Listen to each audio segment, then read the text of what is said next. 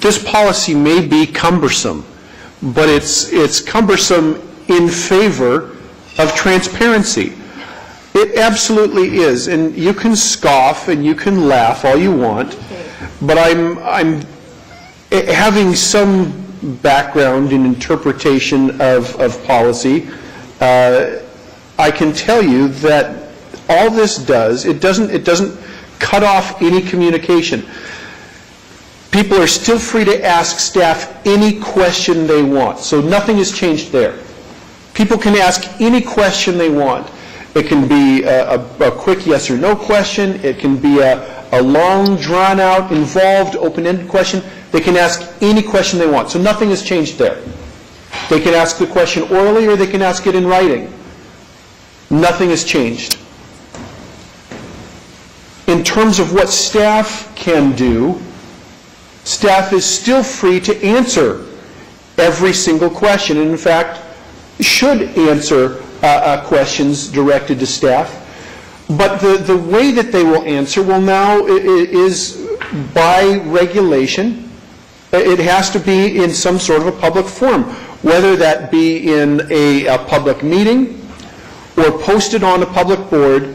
Those answers have to be public.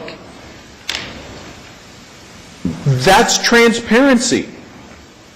When you go from saying, okay, stuff can be done not in public to everything has to be done in public, that's what we mean when we say transparency.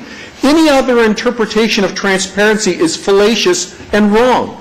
We're talking about taking what could be a private conversation and making sure that it has to happen in public. That is transparency.